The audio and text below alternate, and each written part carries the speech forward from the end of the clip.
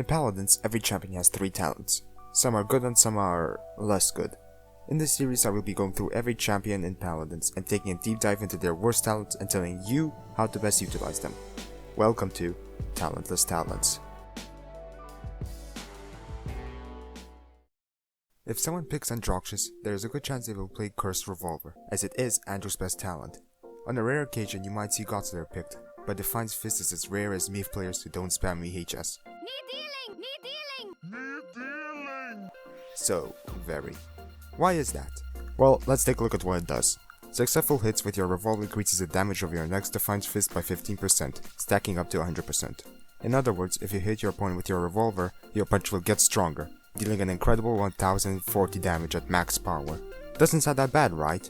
And in my humble little 90 Andrew opinion, it isn't. Defiant's Fist provides a large amount of burst with potential to snowball into large kill streaks.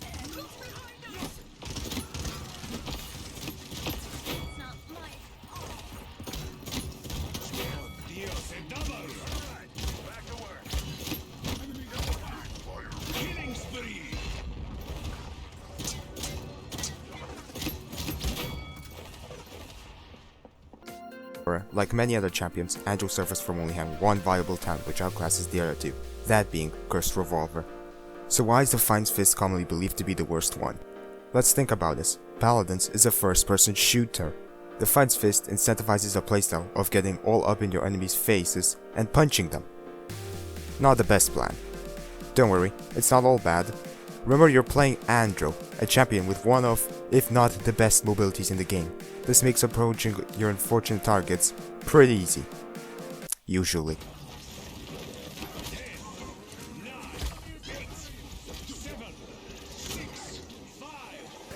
The problem is safely retreating, which can get a lot harder. Dashing in to punch an unsuspecting victim is committal, and often uses up all or most of your dashes, meaning you'll be an easy kill for most players who mildly care about their teammates. In Paladins, who mildly care about their teammates. So basically this means you'll be getting free kills all the time, baby! In practice, dashing into the enemy team to get a single kill with a punch usually doesn't end well for you. But there are ways to mitigate this problem, which I will talk about later in the video. Now let's talk about what makes Defiant's Fist great. As I mentioned previously, Defiant's Fist is not a bad talent per se. It just gets overshadowed by the other two. But this can work to your advantage. When fighting Andrew, players usually don't expect to get punched for 1040, half of their health if they're playing a squishy character. This means you can win fights you had no right winning.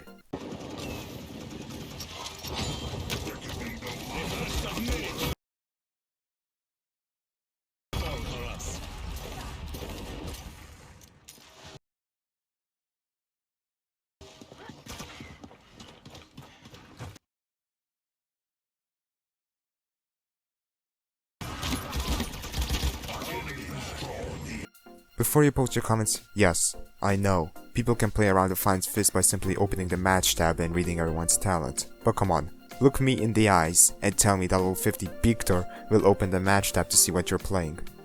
We both know he'll only consider changing his strategy after feeding you half of your eliminations already. Oh, I am very smart! No, you're not! Victor. You're fool! You're fool like everyone else! Victor. Also, don't forget, you're playing Andrew, a character Hydrus refuses to make anything but busted. Defiant's Fist doesn't have to be that great for a skilled Andrew player to utilize it well. By mastering Andrew and picking Defiant's Fist, you can become an unstoppable force, deleting people with just your bare hands and amassing kill streaks equal in size to the IQ of people who ban Moji in Ranked, which feels great. In fact, I think playing Defiant's Fist can be one of the most fun you can have with Andrew, but it can also be one of the least. The thing is that I lied a bit. Sure, there will be games where you punch the enemy team out of existence, but more often than not, instead of getting crazy kill streaks, you will probably run in, get one kill, and die. This doesn't feel great. While it's true you can often get the highest amount of kills in your team, just as often you can get the highest amount of deaths too. Usually both. Now Andrew has a lot of choices for loadout cards, so you can get pretty creative. Here are your possibilities. Let's start with the mandatory cards, Abyssal Touch and Watchful. To mitigate this problem of dying after diving in and getting a single target, you use both of these cards. Upon getting elimination after landing a punch, you will get your dashes back, allowing you to escape to the warm embrace of your support. And remember, you don't need to kill with a punch, you only need to hit them.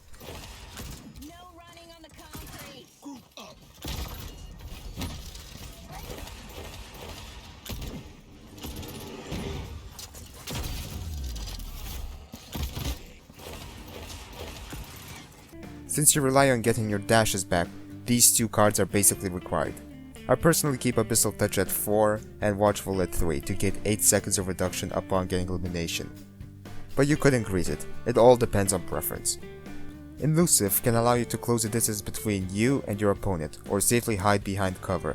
This can be super useful, but your dashes are already good for closing the distance, and the punch already has surprising range, so I wouldn't call this mandatory.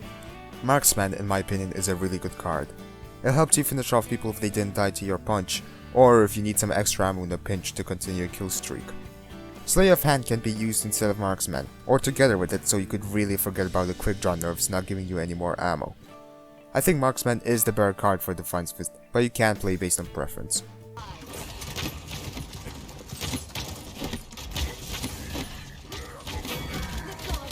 I cannot play Andrew without Through the Warp being at least at 4. The extra distance is something I'm so used to I can't lower it. However, it can be played at whatever level or not played at all. It really comes down to preference. Vengeance could be played, but I never did. Andrew has a lot of good cards you can play and I just haven't found the room for it. But again, you can play it if you want to. So, how should you play Defiant's Fist? Here's a little tip for you. Don't play Defiant's Fist on bigger maps like Frozen Guard. Worst mistake of my life. You need to get close to your targets to be able to punch them, and bigger maps create more distance between you and that sky that looked at you funny. Stick to small maps like Bright March with many small and compact areas. Okay, so now you're in the game. You've picked Defiant's Fist, what should you do? Surprisingly, you have to be patient. You might think with this aggressive talent you just want to run in guns blazing, or fists blazing, but that's just a good way to die. And then blame the goddamn support for not healing me in that 1v5! Supports, am I right? Anyway, since pretty much every time you go in, unless you get some serious help from your teammates, not happening, you will either get the kill or be the kill. This means you have to pick your targets carefully, and almost always go for the squishy targets like supports. Another trick which might help you is just sitting back and shooting at the enemy team from a safe distance. This won't do much for damage, but can guarantee a much stronger punch. But when should you punch? What works best for me is 3 shots and then 1 strong ass punch. Of course, you will need to adapt based on the situation, and things like the current strength of the punch, health of opponent, and the amount of ammo you have. Finally, let me indulge myself a little and talk about what the devs should do to make it more viable.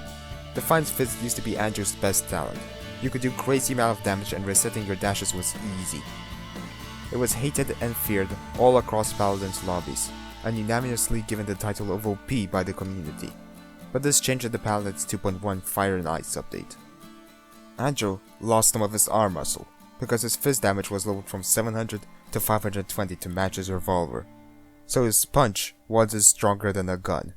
Weird, right? What sense does that make? But that's not all that was changed. The devs reduced how much Abyssal Touch lowered the cooldown of dashes from 10 seconds to 5 seconds at max. Now, the Abyssal Touch change was completely deserved, as that card was completely ridiculous. But I think increasing your punch damage from 520 to 600 wouldn't do much for Andrew in general, but it can help guarantee kills a lot easier for Defiant's Fist players.